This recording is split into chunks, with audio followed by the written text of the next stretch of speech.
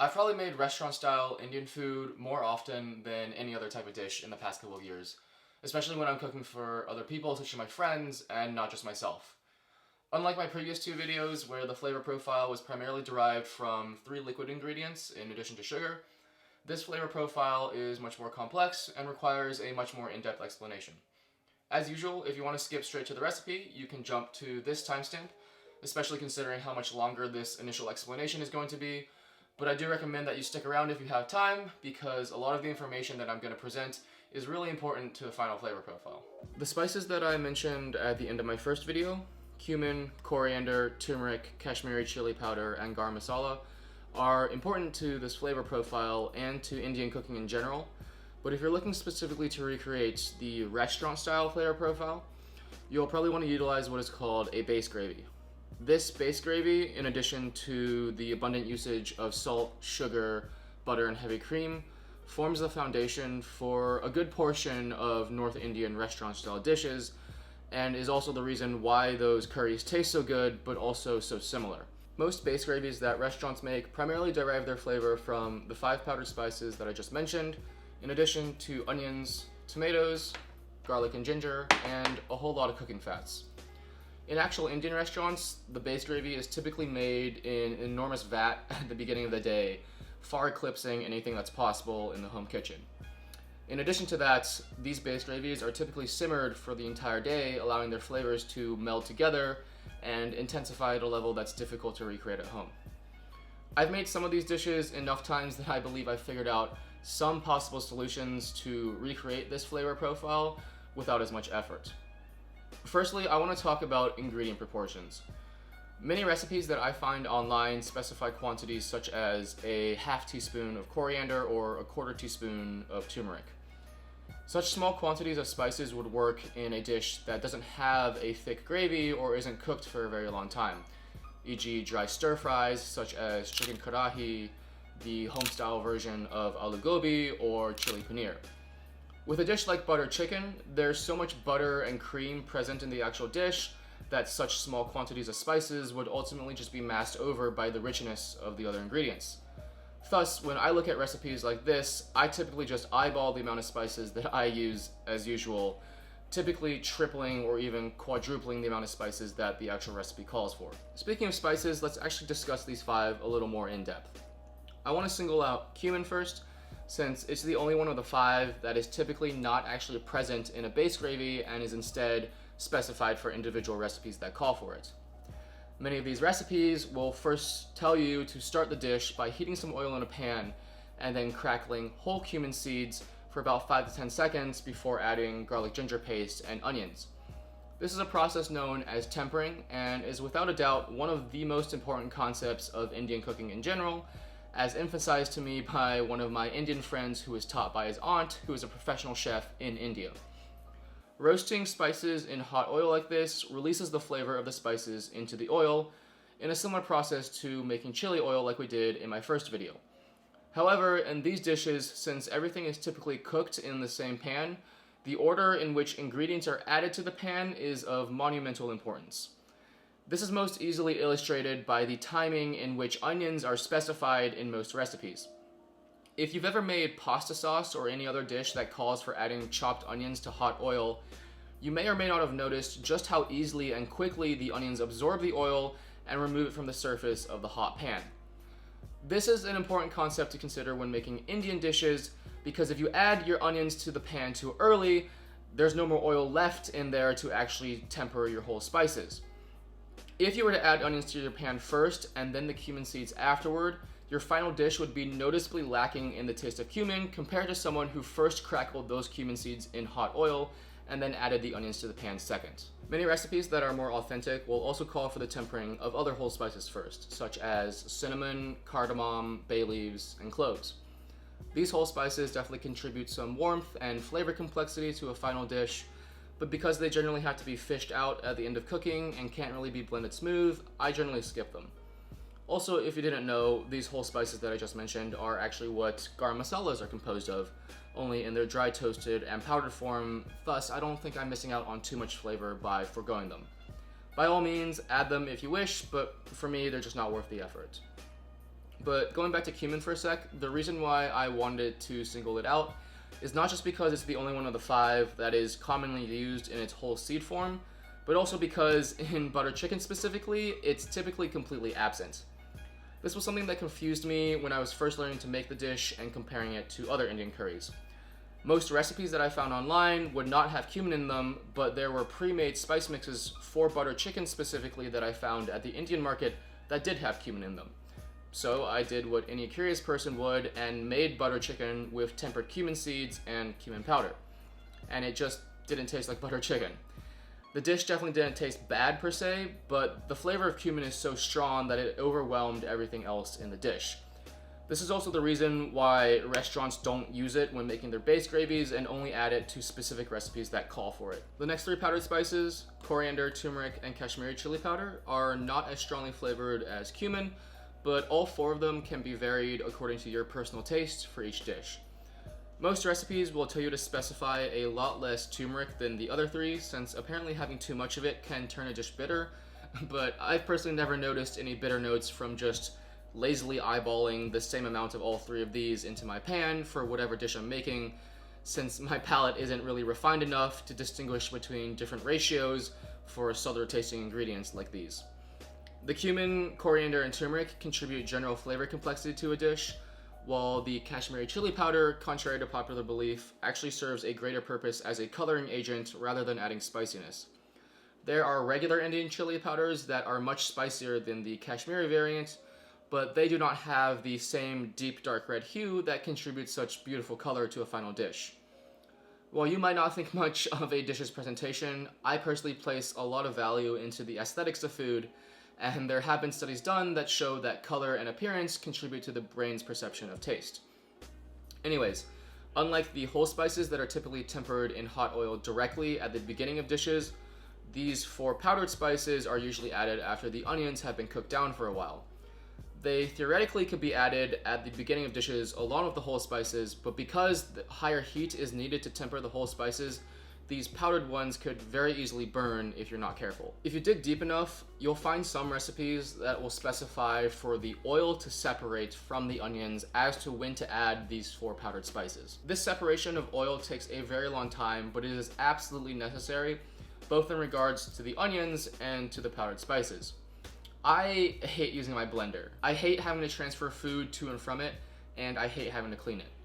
Thus, cooking the onions for such an absurdly long time is actually essential to my personal method of how I make Indian food. If I don't dice the onions very finely, I don't fry them until they dissolve into a paste, and I don't use my blender, there will be noticeable chunks of onion in my final dish. Other recipes get away with just making their onions soft and translucent and then chucking the entire mixture into a blender, but because I hate using my blender, I completely caramelize my onions into a deep dark brown paste, almost like I'm making a French onion soup. This requires quite a bit of active cooking time since you can't cheat the process by using higher heat, as that just results in burning. Thus, I usually spend a good 20 to 30 minutes just stirring around the onions on medium-low heat before proceeding with anything else in the recipe. This is well worth the effort in my opinion, since the sweetness and flavor complexity that arises from caramelizing the onions is definitely noticeable to my palate. In addition to this, since the onions reduce in volume by so much when cooked for such a long time, I typically triple or even quadruple the amount of onions that a recipe calls for. Adding more onions also contributes to the texture and consistency of your final gravy,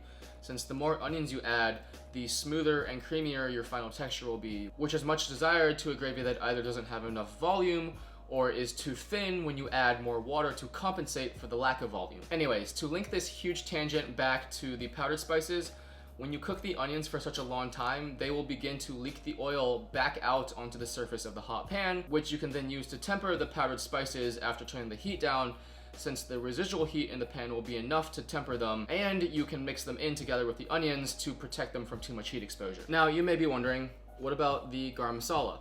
This is another component that confused me when I was first starting to learn how to make Indian food. Pretty much every single recipe I would come across would call for the tempering of whole spices directly in the hot oil and the tempering of these 4 powdered spices after the onions have cooked down for a while. But then all of those recipes would also go on to specify for the garam masala to be added at the very end of dishes after the gravy has been fully formed. I was curious as to why the garam masala wasn't just also tempered with the other 4 powdered spices, and after further research and the consultation of my Indian friend, I learned that garam masala is added at the end of dishes so that its warmth and aromatic notes are more present in the final dish, since cooking it for a longer time can drown out the subtleties of a garam masala. Also, unlike the other 4, since garam masala is typically added at the end of dishes, you only need a small amount of it for its flavor to truly shine through. Now let's discuss the remaining components to a typical restaurant-based gravy. These consist of onions, garlic and ginger in some form, tomato in some form, oil, and salt. I already talked a fair bit about the onions and how long they have to be cooked down for, but they're also one of the primary things that contributes towards the sweetness taste modality for this flavor profile. However, most restaurants will add additional sugar to dishes since the onions by themselves generally don't contribute enough sweetness for the American taste palate. The garlic and ginger, typically in a paste form, contribute towards the umami and sour taste modalities, as well as general flavor complexity, although I've forgotten it more often than I've remembered to include it in many of these dishes, and I've never really noticed too much of a difference with or without it. If you do include it, it is also an ingredient that is typically tempered in the hot oil before the onions are added, but because of the liquid content in store-bought garlic ginger paste, it will splatter everywhere and make a mess of your kitchen if you add it before your onions. So I typically add it after my onions have been added and they've already released a little of their oil back into the pan after being cooked down for a while. This order of onions and then garlic is something more akin to Western culinary principles, where it's specified in that order in order to prevent the garlic from burning, but a lot of Indian cooks will tell you that it's important to add the garlic and ginger first so that they infuse the oil with more of their flavor. Ultimately, it's a trade-off of having more garlic ginger flavor versus potentially burning your garlic and ginger, and if you're using a store-bought paste, the potential mess that's created from the splattering when you first add it to your hot pan. Also, in regards to pre-made store-bought garlic ginger paste versus making your own at home, do whatever you want. I never had the motivation to make my own, so I always use the pre-made stuff, especially since, once again, in a dish like this, it's cooked for so long that I can never tell a difference in the final product anyways. Most restaurants, I think, use garlic and ginger in their whole form, but they also blend their mixture after cooking them down for a while. And once again, I hate using my blender, which is another reason why I always use the paste form. The tomatoes add another note of sweetness, but more importantly, they contribute towards the sourness taste modality with their acidity.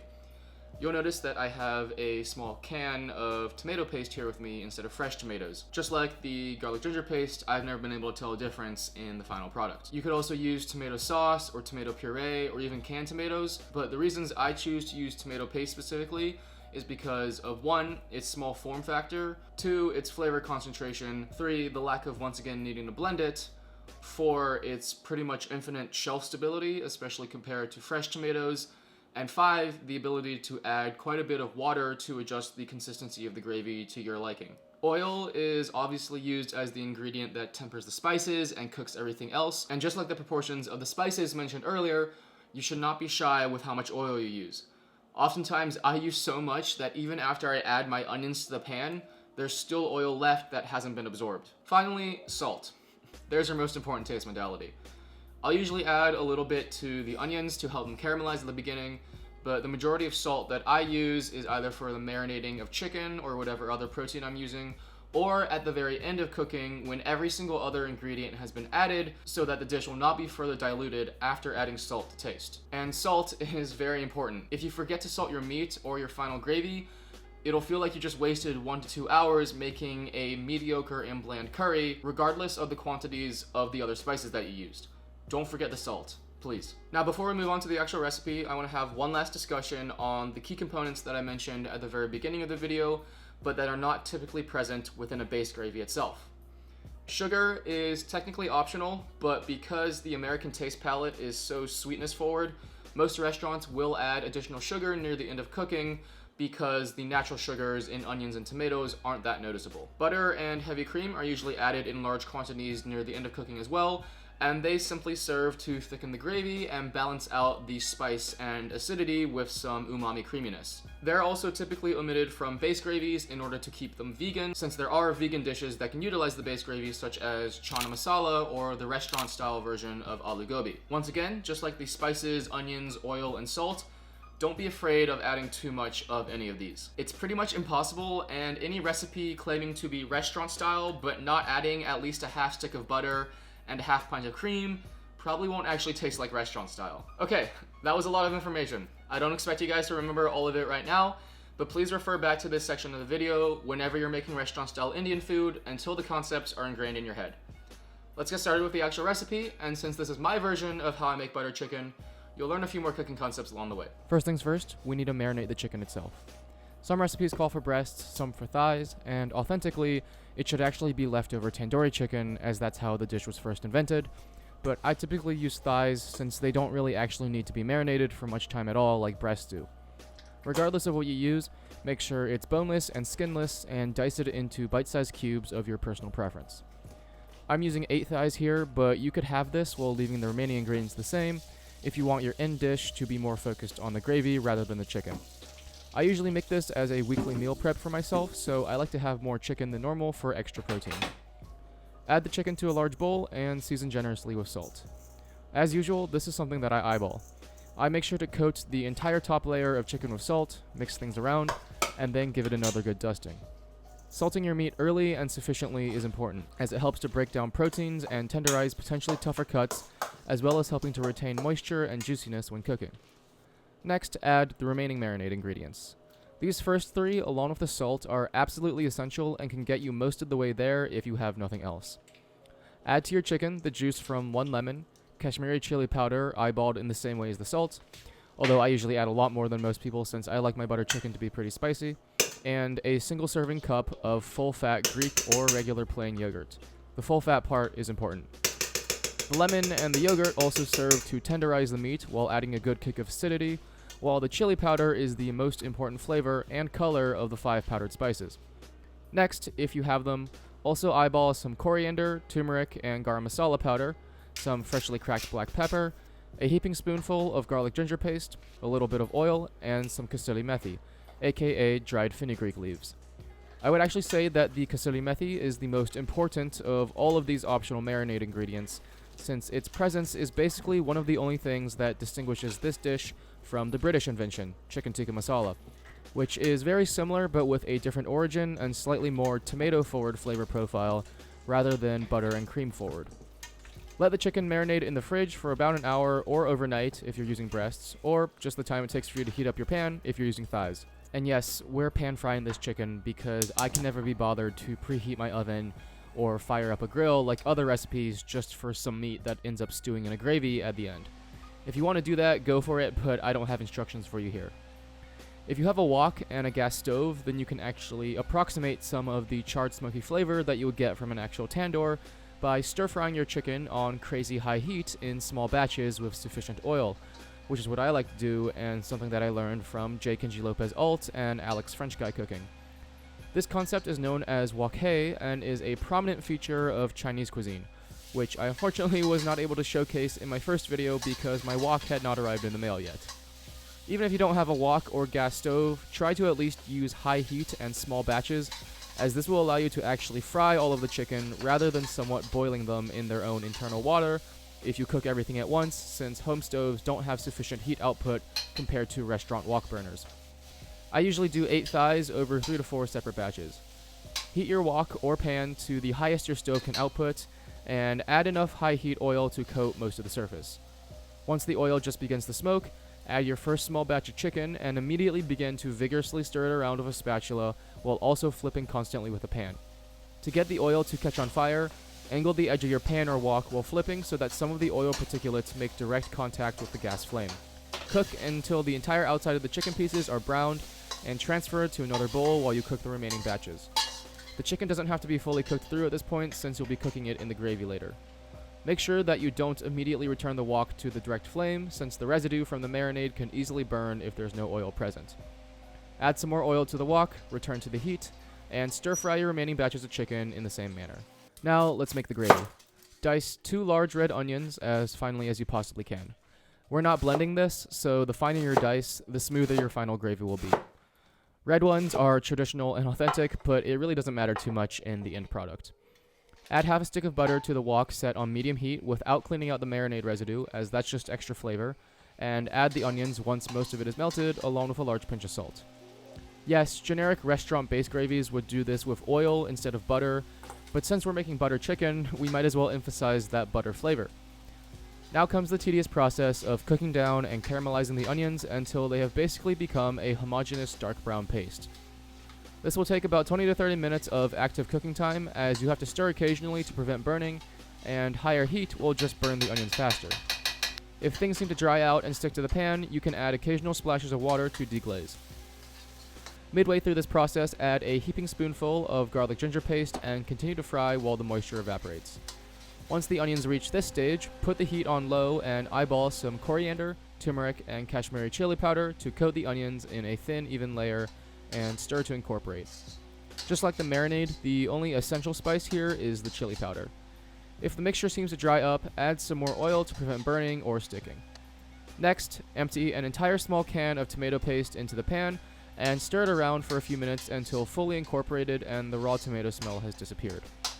Add about a cup of water to the pan and once again stir until fully combined and homogeneous. If we had used oil instead of butter at the beginning and a clean pan with no marinade residue, this would be an approximation of the generic base gravy that North Indian style restaurants use to create most of their gravy-based dishes. For butter chicken, we're obviously going to be adding back the chicken we cooked earlier, but if you wanted to make palak paneer, you could just add blended blanched spinach and cube paneer. If you wanted to make dal makhani, you could just add pressure-cooked urad dal, and if you wanted to make chana masala, you could just add a drained can of chickpeas. That's definitely simplifying things a little bit, but it's the basic idea as to why restaurants make base gravies to begin with. For this recipe, add the chicken that we cooked earlier back into the pan. Stir it around, and if the gravy seems too thick, you can add some more water to your liking. Be careful not to add too much though, as you could accidentally thin the gravy out too much, which would then require quite a bit of time to evaporate out. Simmer for about 5 to 10 minutes while stirring occasionally. Then add another half stick of butter, a small dusting of garam masala, and a half pint of heavy cream. Small side note, many butter chicken recipes call for the addition of cashews in order to make the dish creamier, but since there's already so much actual cream in the dish, I never found this to be necessary. Plus, using cashews would require using the blender in the mixture, which, as I stated much earlier, I hate using. Anyways, mix everything together until the gravy becomes a nice light orange color, and then season to taste with salt and sugar. And you definitely need to taste it. I almost never add enough sugar initially for me to notice the sweetness, since the dish has so much liquid volume.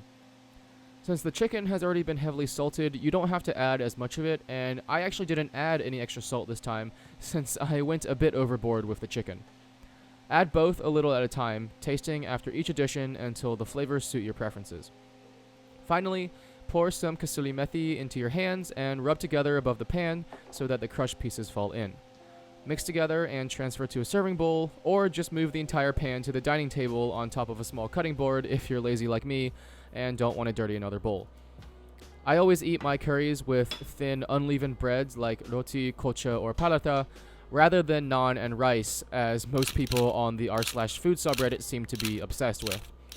There's definitely been a small error in cultural exchange with this, at least from what I can tell, since every Indian person I've ever known always eats their curries with just thin, unleavened breads, while every American person I've ever known and seen on Reddit eats their curries with naan and rice, which to me just seems like a huge carb overload. When I make dishes like this, I'm trying to eat as much of it as I can, and the combination of both naan and rice just seems like complete overkill. Do what you want, since I don't want to gatekeep food, but if you're trying to have a more authentic culinary experience, go with the thin, unleavened ones instead. I always just buy some frozen ones from the store, since I don't like making bread, but you can obviously make your own, and there's plenty of great resources for that, which I will leave linked in the description. This was a really long video, but I really hope you learned something from all of my rambling. Indian food is so much more diverse than just North Indian restaurant style cuisine, but a lot of the concepts I talked about in this video apply to non-gravy based dishes as well. I mentioned chicken karahi near the beginning, and this is essentially a dry, non-gravy stir-fry version of butter chicken. Ethan Cholbowski, another one of my favorite food tubers, has a very recent video on this specific recipe, so I'll leave a link down in the description if you guys want to check that out. As for my next video, I recently came up with the idea to summarize and talk about the 4 classic Roman pasta dishes: cacio e pepe, pasta alla gricia, carbonara, and amatriciana. So hit the subscribe button to be the first to see it, especially if you're a carb and cheese lover. Drop a like if you enjoy what you saw today, and thank you for watching episode 3 of Cooking With You. I'll talk to you guys in the next one. Peace.